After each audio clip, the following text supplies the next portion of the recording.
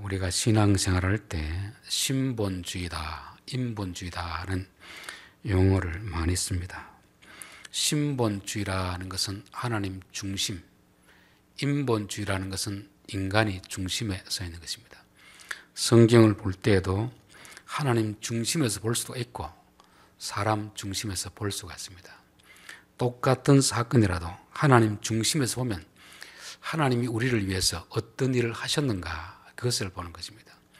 인본주의로 보면 사람이 무엇을 했길래 복을 받았을까? 보통 외전에 보면 인물로 어떤 주제할 때는 인본주의에서 보는 경우가 많이 있습니다. 그렇게 봐도 안 되는 건 아니지만 그러나 궁극적으로는 우리가 신본주의에서 성경을 봐야 된다.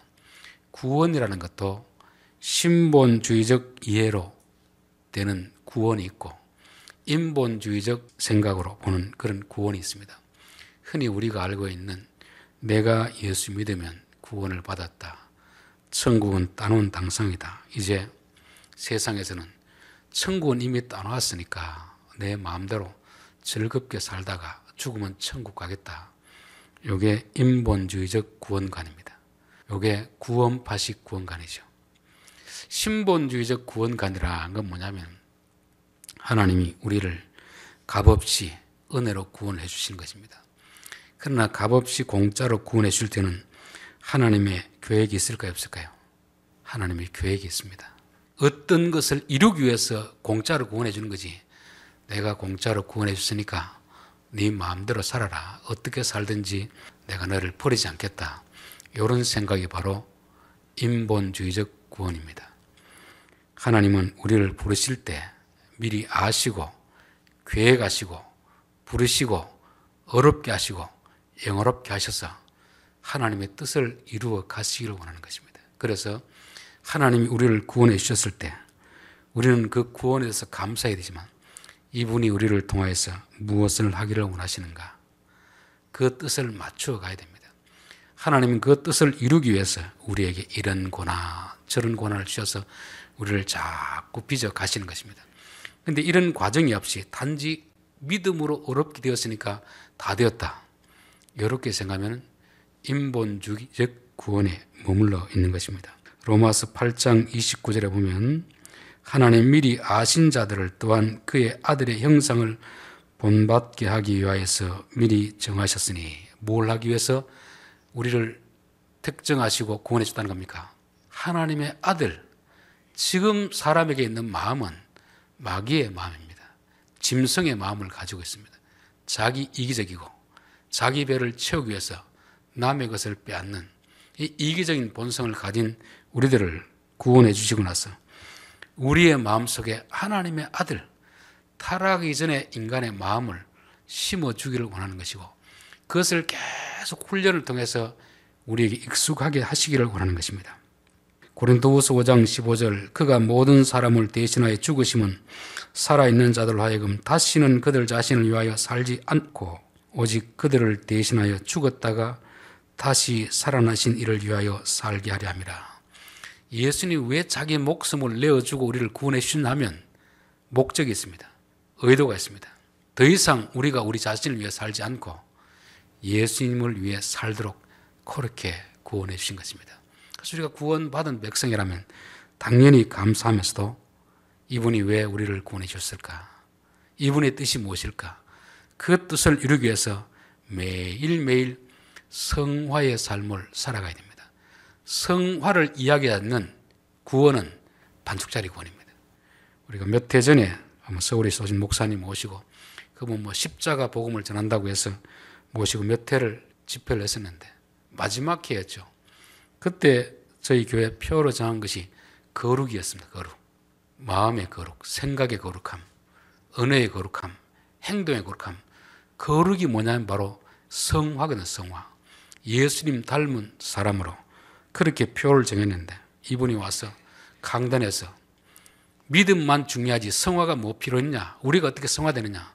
그럼 몇 번이나 노골적으로 이야기하길래 이분이 치우친 신학을 가지고 있구나. 믿음이 중요하죠. 근데 그 믿음은 뭘 위해서 믿음이 필요하겠습니까? 성화를 이루어 나가기 위해서 있는 것이고 영화의 자리까지 데려가기 위해서 믿음이 있는데 그냥 믿었으니까 구원받고 다 됐다. 그것만 있으면 된다. 그게 반쪽짜리 구원이고 그게 인본주의적 구원관입니다. 이게 구원파가 가르치는 것이고 오늘날 교회 안에서도 그렇게 가르치는 사람들이 많이 있습니다. 우리가 믿음으로 구원을 받았으면 반드시 왜 우리를 구원해 주셨을까? 무엇을 하기 위해 원하시는가?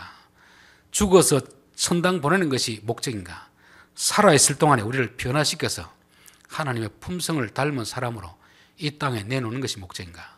그것을 생각해보고 우리의 신앙의 방향이 점점 하나님이 계획하신 그 목적대로 이루어가는 삶이 되어야 우리의 신앙이 정상적으로 가고 있다고 보는 것입니다. 우리가 예수를 믿는다는 것은 무슨 뜻이겠습니까? 단지 교회당에 나오는 것이 아니고 예수님을 나의 주인으로 모시는 것입니다. 누구든지 예수를 주로 시인하는 자, 큐리오스라는 말은 그 당시 로마 황제에게만 붙이는 용어였습니다.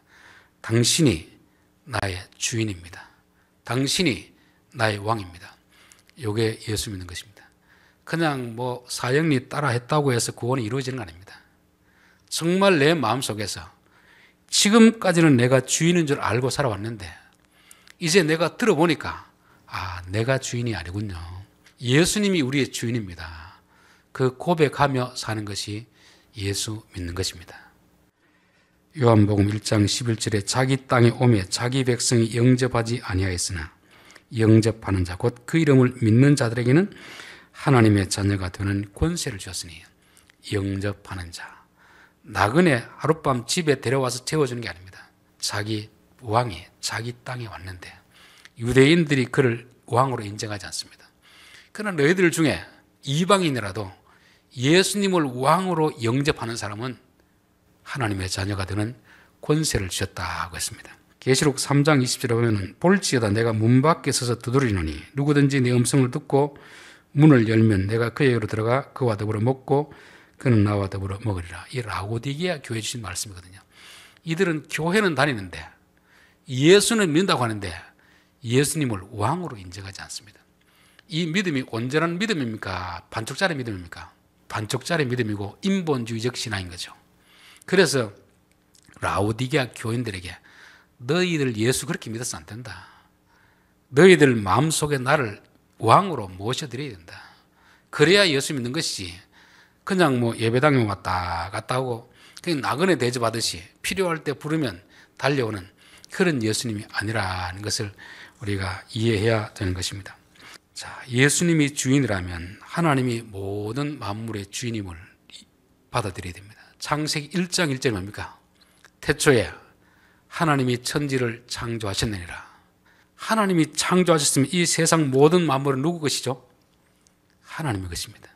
거기에 인정이 돼야 그 창세기부터 내려가는 것입니다. 그게 인정이 안 되면 계시록까지 읽어도 우리와 성경은 아무런 연관관계를 맺을 수 없는 것입니다. 가장 먼저 우리가 고백해야 될 것이 하나님이 세상을 창조하셨구나. 하나님이 나를 창조하셨구나. 그러면 세상에 있는 모든 것들은 하나님의 것이구나를 고백해야 됩니다. 시편 24편 1절에도 땅과 거기에 충만한 것과 세계와 그 가운데 사는 자들은 다 여호와의 것이로다. 믿음의 사람들의 고백은 다 이와 같습니다. 역대상 29장 11절에도 여호와여 위대하심과 권능과 영광과 승리와 위엄이 다 주께 속하였사오니 천지에 있는 것이 다 주의 것이로소이다. 이게 정상적인 신앙입니다. 근데 우리는 이런 신앙을 가진 사람은 와 대단한 신앙으로 그렇게 여기잖아요. 사단이 욥을 테스트하는데 하나님 앞에 와서 사단이 하나님 세상에 있는 사람 돌아보니까 다들 하나님 뭘 주니까 하나님 좋아하지 거두어가면 하나님 안 좋아합니다. 그러니까 내 종 욥은 다르다. 너가 한번 테스트 해봐라. 그래서 재산 다 날려가고 자식들 다 데려가고 자기 건강마저 가져갔습니다. 그때 욥이 한 고백이 뭡니까? 주신 이도 여호와이시오 거두신 이도 여호와이시오니 여호와 이름이 찬송을 받으실지어다. 이게 창조주 하나님 믿는 신앙입니다. 이게 정상적인 지극히 정상적인 믿음인데 우리는 예수는 믿는데 내게 있는 것 소유권을 넘기지 못하는 것입니다. 여전히 내 것으로 생각하면서 예수 믿다 보니까 욥이 당하는 고난이 만약 우리에게 왔다고 하면 우리는 뭐라고 하겠습니까? 하나님 이럴 수 있습니까? 내가 얼마나 열심히 해서 지금 돈을 모았는데 이 돈을 한꺼번에 어떻게 다 빼앗아 가십니까?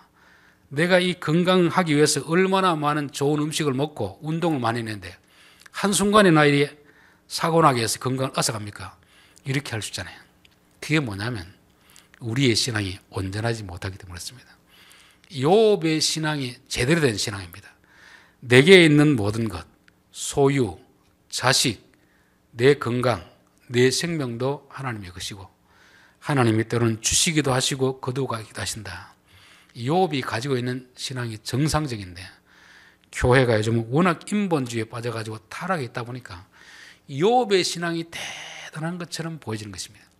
욥의 신앙이 대단한 게 아니고 예수를 제대로 믿는 사람은 이런 고백을 하며 살아야 된다는 것을 말하는 것입니다. 누가복음 14장 25절에 수많은 무리가 함께 갈새 예수께서 돌이키사 이르시되 너희 중에 누구든지 자기의 모든 소유권을 버리지 않으면 능히 내 제자가 되지 못하리라. 예수님이 기적을 행하고 병을 고쳐주니까 많은 사람들이 예수님을 따라왔습니다. 그때 예수님이 너희들 무리들아 따라온다고 다 예수 믿는 게 아니다. 너희들 진짜 나를 따라와서 구원을 얻고자 하면 너희가 가진 모든 소유권을 내려놔라. 예수님이 소유주라고 인정해라. 그럴 때만이 너희들은 내 제자가 된다는 것입니다. 부자 청년이 예수님께 와서 어떻게 하면 영생을 얻겠습니까? 계명을 지키라. 다 지켰습니다. 아직도 부족한 것이 있다. 뭡니까? 하니까 재산 팔아서 가난한 자들에게 주고 나를 따라오니까 못하는 것입니다. 왜 그렇습니까? 여전히 자기가 소유주라고 생각하는 거죠. 예수님이 주인이라고 생각하지 않는 거죠. 저는 우리의 삶에도 늘 그런 건 아니지만 하나님이 한 번씩 테스트할 때가 있습니다. 내게 있는 물질, 내가 하고 싶은데 어떤 일을 하려고 할 때 하나님 수도 다른 데 써라 할 때 갈등이잖아요. 금액이 크면 클수록 갈등이 더 심해집니다. 그럴 때 나는 예수님을 주인으로 인정하는가 인정하지 못하는가 하나님 테스트할 때 여러분들은 믿음에서 승리할 수 있기를 바라겠습니다. 하나님이 주인이다 하는 것이 말로만 하는 게 아니고 실질적으로 우리의 삶에서 하나님 테스트할 때 인정을 받아야 되는 것입니다.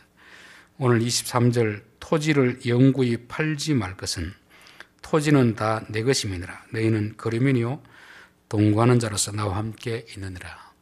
이 세상에 있는 모든 땅은 하나님의 것이다. 하나님의 것. 함부로 팔지 말아라. 이스라엘 백성들을 가나안 땅에 들여보내고 나서 지파들마다 땅을 나누어 줬습니다. 지파마다 나누어지고 또 지파는 가족별로 나누어 가졌습니다. 여기서 너희들 씨를 심고 경작을 해서 먹고 살도록 그렇게 했습니다.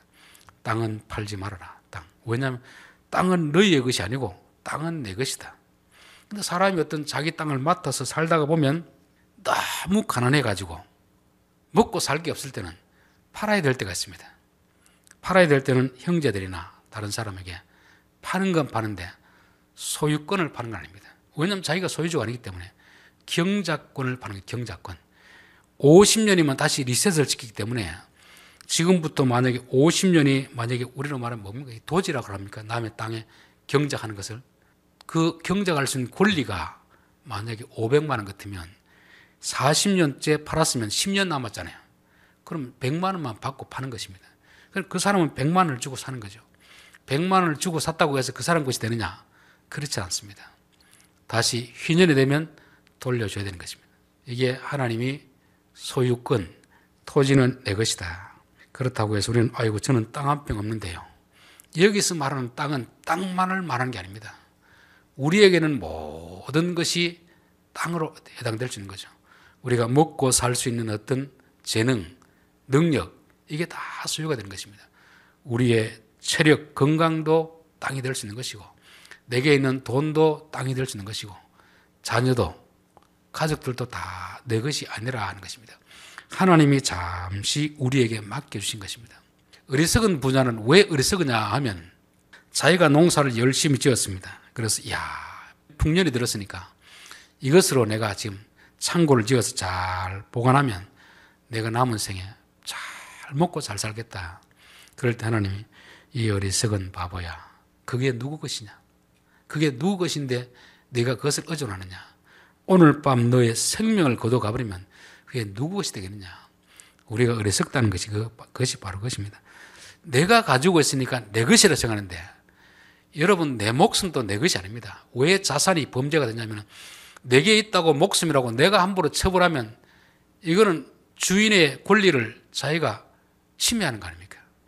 여러분 우리가 남의 집에 전세로 살면서 그 계약한 기간만큼만 살 수 있는 것이지 계약한 사는 중에 내가 임의대로 팔 수 있을까 없을까요? 문서를 조작해서 팔 수는 있습니다. 그렇게 되면 그것은 범죄자가 되는 거거든요. 그러니까 우리에게는 모든 것은 하나님의 것이고 하나님이 맡겨준 기간 안에서만 사용할 수 있는 사용권만 있다는 것입니다. 여러분 자식도 내가 낳고 길렀다고 해서 내 자식이 아닙니다. 하나님이 우리에게 맡겨주셨습니다. 어느 일정한 기간 동안 맡겨주신 자녀이지 마치 내가 낳고 길렀으니까 내 마음대로 되겠다. 그 생각은 믿음이 없는 사람들의 생각인 것입니다. 우리의 생명도 내가 가진 모든 것도 그렇습니다. 내 이름으로 명의가 되어 있는 땅도 마찬가지입니다. 하나님이 정하신 기간만큼만 내가 사용하는 것이 그게 내 것이 아니잖아요. 물론 지금 우리가 팔고 살 수 있는데 근본적인 생각은 이 모든 것이 하나님의 것이다. 우리는 관리자라는 것을 기억해야 되는 것입니다. 너의 기업에 온 땅에서 그 토지 무르기를 허락할지니 만일 내 형제가 가난하여 그의 기업 중에서 얼마를 팔았으면 그에게 가까운 기업 물을 자가 와서 그의 형제가 판 것을 물을 것이요. 땅을 완전히 매매하지는 못하게 되었습니다. 왜냐하면 하나님의 것이기 때문에 경작권을 파는 것입니다. 너무 힘드니까 당장 먹고 살기 없으니까 다른 사람이 팔았습니다. 그런데 희년이 되면 물려줘야 됩니다. 원래 돌려줘라 하는 것입니다. 사는 사람은 왜 사겠습니까? 돌려줘야 될 걸.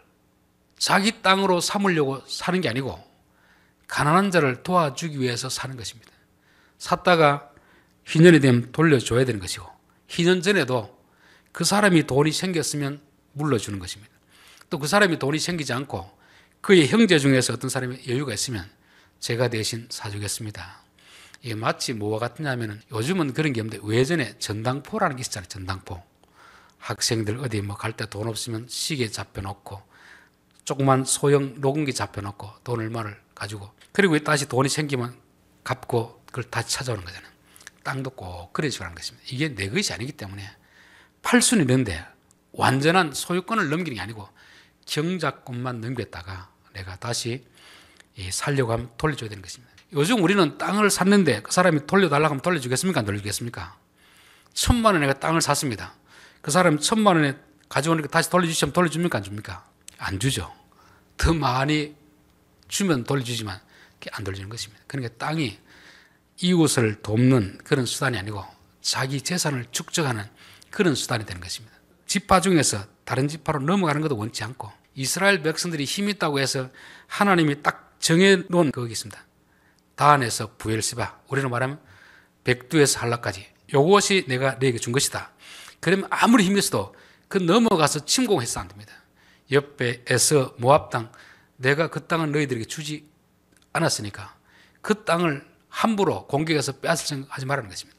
하나님이 주신 것에 만족하고 살 수 있으면 사지만 그러나 때가 되면 돌려주도록 그렇게 했었습니다. 자, 29절. 성벽이 있는 성내의 가옥을 팔았으면 판지 만 1년 안에는 물을 수 있으나 곧 그 기간이 안에 물이려니와 1년 안에 물이지 못하면 그 성 안의 가옥은 산자의 소유로 확정되어 되도록 영구히 그에게 속하고 희년이라도 돌려보내지 아니할 것이라.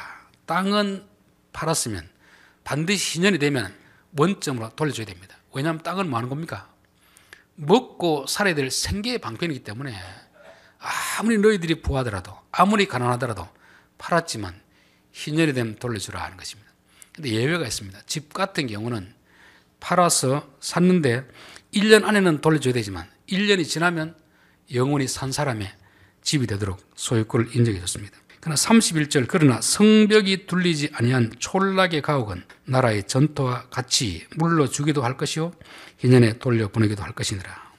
성벽이 있는 안의 집은 1년이 지나면 자기 소유가 되도록 해줬습니다. 그런데 성벽이 둘이지 않는 오늘은 시골에 있는 집은 희년이 되면 돌려주도록 했습니다. 이게 왜 그러냐면 성벽 둘러있는 그런 집은 부자들 집입니다. 부자들 거는 사서 너희들 소유가 되도록 했습니다. 그러나 성벽이 없는 시골 지역에 있는 사람은 그 집 팔고 안 돌려주면 살 곳이 없기 때문에 돌려주라는 것입니다. 그러니 하나님의 법을 정해도 부자에 대한 것도 어느 정도 인정해주고 가난한 자의 것도 인정해주고 이렇게 하나님이 골고루 이렇게 정책을 세워서 해주는 것입니다. 결국 이 말은 뭐겠습니까? 집이든 땅이든지 그 사람의 필수적인 부분에 대해서는 경작권 살 수 있지만 때가 되면 돌려주라. 그래서 출애굽기 보면은 그 사람의 겉옷을 담보 잡혔으면 가지고 있다 해가 지면 돌려주라는 것입니다. 왜냐하면 그 지역은 사막 지역이기 때문에 이 겉옷이 이불과 같은 거거든요. 밤에 추운데 이불이 없이 그냥 자다가 죽을 수 있으니까 너희들 돈 받고 보증으로 담보 잡힌 것도 중요하지만 그보다 더 중요한 것은 사람의 생명이니까 돌려주라. 그렇게 말씀하는 것입니다. 그리고 가난한 자들에 대해서는 너희들 아무리 돈을 주고 샀더라도 때가 되면 돌려주라. 그렇게 되어 있습니다. 32절 레위 족속의 성읍 곧 그들의 소유의 성읍에 가옥은 레위 사람이 언제든지 물을 수 있으나 만일 레위 사람이 물이지 않으면 그의 소유 성읍의 판 가옥은 희년에 돌려보낼지니.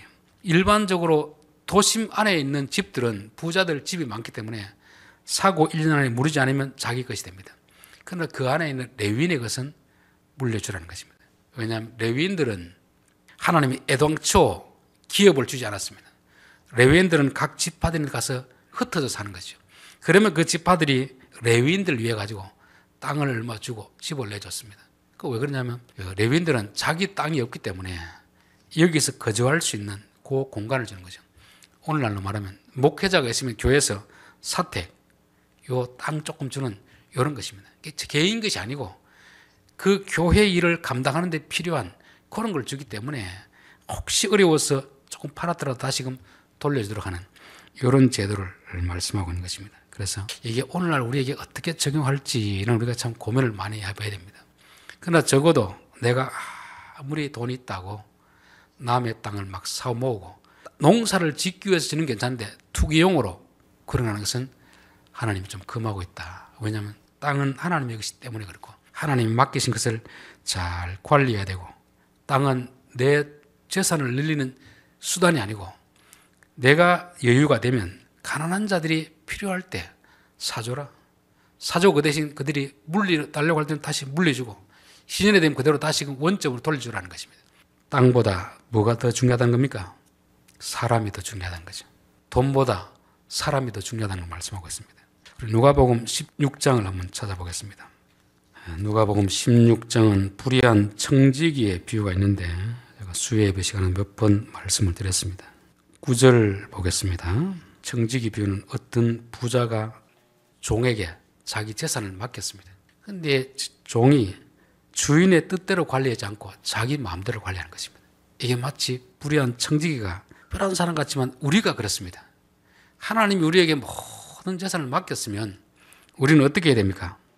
주인의 뜻대로 잘 관리해야 되는데 내 하고 싶은 대로 다 하는 것이죠. 그 사람이 누구냐면 바로 부자와 나사로 비유 나온 부자입니다. 자기가 먹고 싶은 대로 잔치하고 하는 것입니다. 자기 집 앞에 있는 거지 나사로 그에게 베풀지 않고 자기 마음대로 하니까 결국 그는 어디 가겠습니까? 주인을 주인으로 인정하지 않고 자기가 주인인 것처럼 행세하니까 믿음이 없으니까 그는 지옥에 가게 된 것입니다. 그 앞에 나오는 이제 비유가 불의한 청지기 비유인 것이죠. 이 사람도 주인의 뜻대로 관리하지 않고 자기 마음대로 관리하니까 주인이 이제 안 되겠다 해고시키려고 할 때 자기 머리를 짜낸 것입니다. 결국 중요한 건 9절입니다. 내가 너희에게 말하노니 불의의 재물로 친구를 사귀라. 그리하면 그 재물이 없어질 때 그들이 너희를 영주할 처소로 영접하리라. 요 이제 비유가 난해 9절이다. 참 해석이 어렵다고 하는 이유가 바로 요 9절 때문에 그렇습니다. 불의의 재물로 친구를 사귀라. 우리가 불의의 재물이라고 하니까 마치 무엇으로 생각하냐면 불법적으로 비정상적인 방법으로 돈을 벌어가지고 친구를 사귀라고 하는데 이것은 성경의 전체적인 원리하고 맞지 않습니다. 신명기 보면은 개 같은 자의 번 돈, 창기의 번 돈은 성전에 가져오지 마라. 하나님은 그런 헌금 안 받는다는 거거든요. 하나님은 불의하게 번 돈 별로 좋아하지 않습니다. 여기서 불의의 재물이라는 것은 그 설명을 10절, 11절에 그것을 해놨습니다. 지극히 작은 것에 충성된 자는 큰 것에도 충성하고, 여기서 작은 것은 불의의 재물에 해당되는 것이고, 큰 것은 뭐에 되겠습니까? 의로운 재물이 되는 거죠. 12절, 만일 남의 것에 충성하지 않으면 누가 너희의 것을 너희에게 주겠느냐. 여기서 불의의 재물 어디에 해당됩니까? 남의 것, 남의 것. 그러니까 하나님이 우리에게 모든 것을 맡겨서 우리로 관리를 하게 했습니다. 주인의 것으로 알면 이건 불의의 재물이 아닙니다. 의로운 재물이 되는 거죠.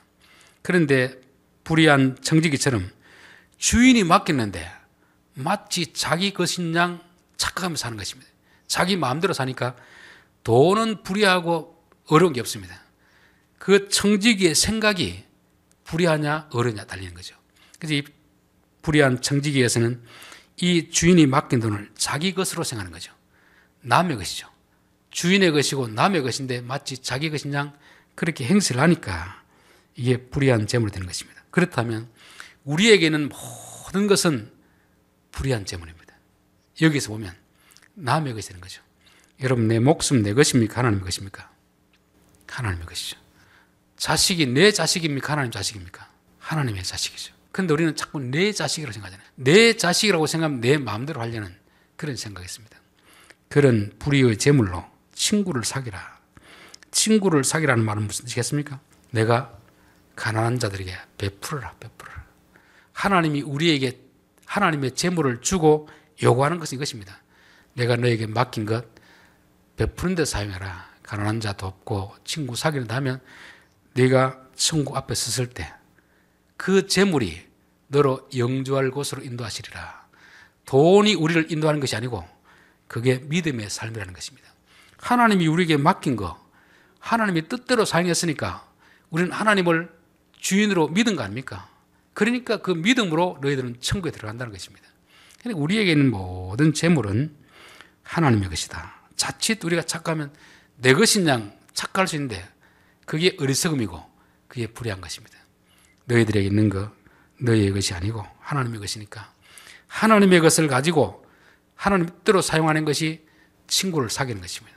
남을 도와주는 거죠. 그렇게 하면 너희의 것을 주겠다. 불의한 것은 지극히 작은 것이다.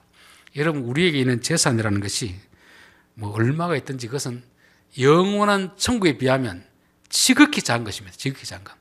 하나님이 지극히 작은 것을 우리에게 맡겨놓고 하나님 뜻대로 잘 사용하면 천국에서는 진짜 너희의 걸 주겠다는 것입니다. 지극히 큰, 아마 우주가 얼마나 클지는 몰라도 우리가 땅에 있는 동안에 하나님을 주인으로 알고 하나님께서 맡기신 이 작은 것을 잘 관리하면 아마 우리가 죽어서 천국 가게 되면 화성이나 달이나 뭐 이런 여러 가지 우주에 수만 개 행성이 있을 거 아닙니까?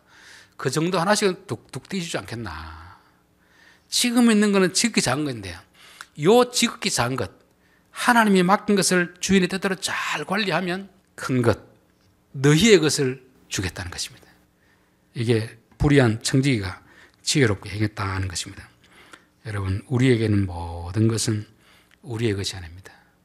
날 때도 아무것도 가지고 오지 못했고 갈 때도 아무것도 가지고 가지 못합니다. 하나님이 맡겨주신 동안 우리가 사용하는 것이고 우리가 이 세상 떠날 때는 다 내려놓고 가야 됩니다. 군대에 있을 때는 총도 만지고 뭐 수류탄도 만지고 다 하잖아요. 제대할 때 가지고 옵니까? 다 놔두고 옵니까? 다 놔두고 오잖아요. 이 땅에 있는 모든 것이 하나님의 것입니다. 내 것이 아닙니다. 남의 것입니다. 늘 이 고백을 하면서 하나님 이런 것 어떻게 사용하면 되겠습니까? 주인이 어떻게 사용하기를 원합니까? 내 것을 가지고 내 재산으로 내 재산을 늘려가는 그런 일로 재산을 축적하는 것이 아니고 하나님 앞에 친구를 사귀는, 가난한 자를 도와줘서 친구를 사귀는, 이게 일반적인 선행이 아닙니다. 하나님을 주인으로 인정하는 믿음의 행동인 거죠. 그 믿음의 행동을 통해서 우리가 죽음 이후에 하나님 앞에 쓸 때 진짜 우리의 것, 큰 것을 받아서 잘 관리할 수 있는 여러분들 될 수 있기를 바라겠습니다. 기도합니다.